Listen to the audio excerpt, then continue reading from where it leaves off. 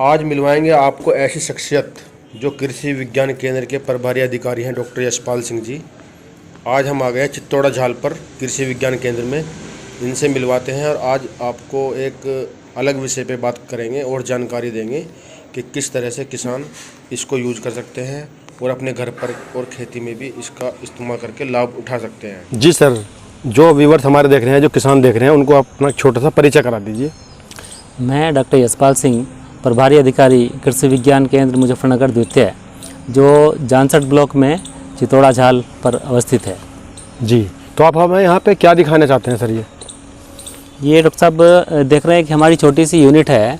अच्छा, हमारी dragon fruit की प्रदर्शन इकाई है। जी। हम लोगों ने इसमें ये प्रदर्शित किया है कि हम अपने क्षेत्र में कैसे ड्रैगन फ्रूट को उगा के जी और एक अच्छी इनकम कर सकते हैं, एक अच्छी सी कमाई हम कर सकते हैं। जी, हमारे क्षेत्र में यदि बात करें तो हम लोग यहाँ पे गन्ना बाहुल्य क्षेत्र है, पूरे क्षेत्र में गन्ना ही है। बिल्कुल गन्ना बेल्ट है। आजकल गन्ने में तमाम तरह की समस्याएं हैं, चाहे वो वैरायटी को लेके, चाहे बीमारी को लेके, चाहे ना कीट का भी प्रकोप बहुत ज़्यादा है। जी, तो थोड़ा सा चेंज हमको ज़रूरत है। कहते हैं ना कि परिवर्तन प्रकृति का नियम है। तो हमारे यहाँ भी जो हमारी क्रॉपिंग पैटर्न है उसमें परिवर्तन की आवश्यकता है।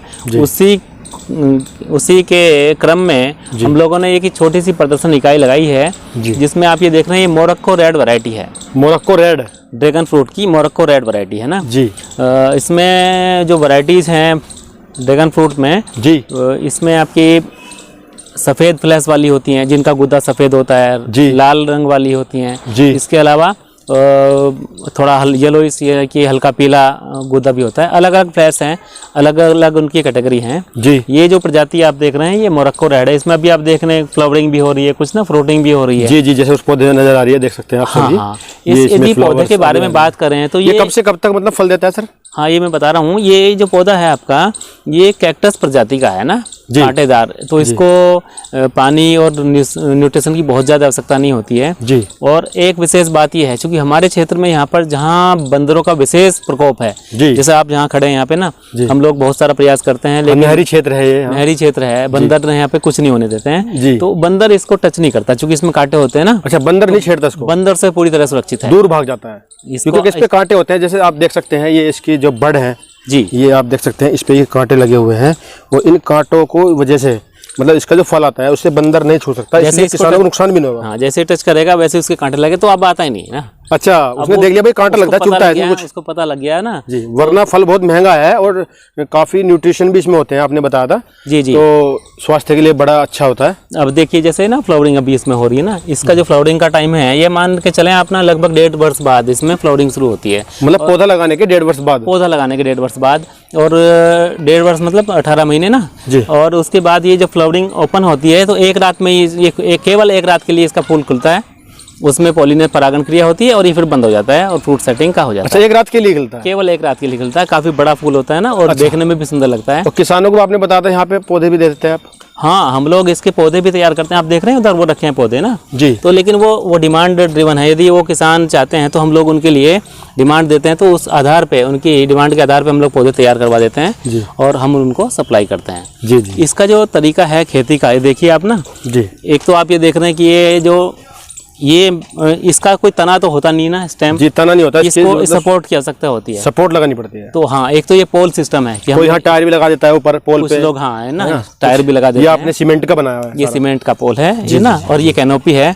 इसमें सावधानी आपको ये रखनी है कि जो इसका ये चल रहा है ना, ये आप इधर से दिखाइएगा, या आप ये देखेंगे इधर ना जी जी, ये जो पौधा ऊपर जा रहा है ना, इस पौधे को आप ऊपर तक सिंगल स्टेम ले जाएंगे। इसमें नीचे से शाखाएं निकलती रहती हैं। अच्छा। तो इसमें सावधानी ये रखनी, कोई भी यदि शाखा निकलती है तो उसको हटा देंगे। जैसे आप इधर देखेंगे, सिंगल ऊपर तक सपोर्ट तक, यहाँ तक जो बता रहे हैं, यहाँ तक ये सपोर्ट सिंगल जाएगी, यहाँ तक ये सपोर्ट जाएगी।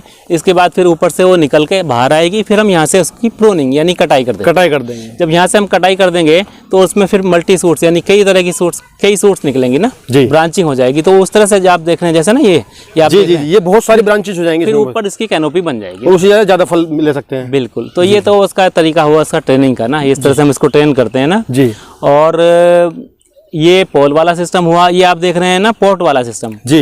ये पोर्ट वाला सिस्टम इसलिए बनाया गया, हम लोगों ने ये ना तैयार किया कि कुछ लोग ऐसे हैं कि अपने घर का ताज़ा फल वो इस्तेमाल करना चाहते हैं जी। तो आप इस गमले को ले जाएं, अपनी बालकनी में या छत पर रखें, और आप इससे जो इसका फ्लो आप बात पूछ रहे थे ना, टाइमिंग फ्रूटिंग कब से होती है जी, ये मानो सितंबर से लेके और नवंबर तक ना, जुलाई से कुछ वैरायटी वाइज डिफरेंट होता है, कुछ में जुलाई से ही शुरू हो जाती है फ्रूटिंग ना, और जुलाई से लेके अक्टूबर और नवंबर के फर्स्ट वीक तक या सेकंड वीक तक। ज़्यादा सर्दी में बस कम हो जाता है ये। हाँ, जैसे गर्मी ज़्यादा आती है हमारे यहाँ क्लाइमेट, वैसे गर्मी ज़्यादा ही रहती है। गर्मी ज़्यादा रहती है, तो जो हमारे यहाँ की बात करें तो ये माने जुलाई ऑनवर्ड ना, जुलाई के बाद आपका अक्टूबर तो पूरा नवंबर के भी कुछ दिन तक इसमें फ्रूटिंग ये रहती है, ये चलता है। हाँ, तो एक पोल सिस्टम हो गया, दूसरा ये पोर्ट सिस्टम कह सकते हो। जी जी जी। ये स्ट्रक्चर तो हमने ऐसी लोकल बनाई, इसमें आप ना या तो स्टील का या लोहे का स्ट्रक्चर, या किसी घर में है तो रस्सी, मतलब किसी जाल के साथ रस्सी लगा दी ताकि ये टूटे ना,